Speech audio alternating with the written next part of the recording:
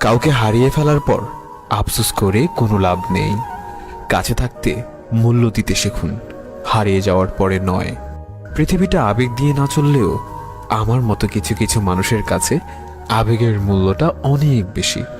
কারণ কিছু কিছু মানুষ বেঁচে আছেই শুধু আবেগগুলো নিয়ে।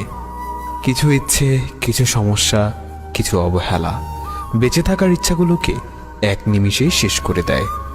কাউকে ছেড়ে যেতে চাইলে কোনো কারণ ছাড়াই ছেড়ে যাওয়া যায়, কিন্তু কারো সাথে সারা জীবন একসাথে থাকতে চাইলে সব নিয়ম ভেঙেও থাকা যায়। ভুলটা শুধু আমারই ছিল, কারণ তোমাকে নিয়ে স্বপ্নগুলো আমি একাই দেখেছিলাম। আজ আমার অনুভূতিগুলো অনেক বেশি ক্লান্ত, কারণ আমি যে তাকে শুধু একতরফাই ভালোবেসেছিলাম। আমি কখনোই কারোর প্রিয় মানুষ হতে পারিনি, শুধুমাত্র আমার মা ছাড়া। আমাকে ছেড়ে যাওয়ার ভয় দেখিয়ে লাভ নেই, কারণ ছোটবেলা থেকেই আমি অনেক কিছু ছেড়ে এসেছি। এই পৃথিবীতে সবকিছু ভাঙার একটা নির্ধারিত শব্দ আছে, শুধুমাত্র মন ভাঙার কোনো শব্দ নেই।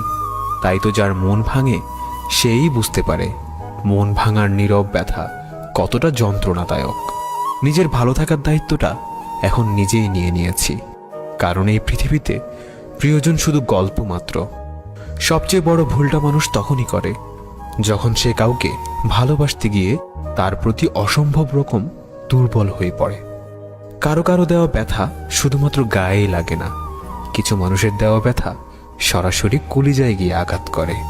মুখের হাসিটা সবসময় আনন্দের অনুভূতি বোঝায় না। এই হাসিগুলো মাঝে মাঝে এটাও বোঝায় আপনি কতটা কষ্ট নিজের মনের ভেতরে লুকাতে পারেন। কোনো একদিন ধুলোয় মিশে যাবে এই সুন্দর পৃথিবীর মানুষের অস্তিত্ব, তারপরেও অহংকার কমে না সৌন্দর্য নিয়ে বড়াই করা মানুষের। শুধুমাত্র ডিপ্রেশনে থাকা মানুষগুলোই মৃত্যুর অর্ধেক স্বাদ বোঝার ক্ষমতা রাখে। আমার কান্নায় যে কষ্ট পায়নি, সে আমার মৃত্যুতেও কষ্ট পাবে না।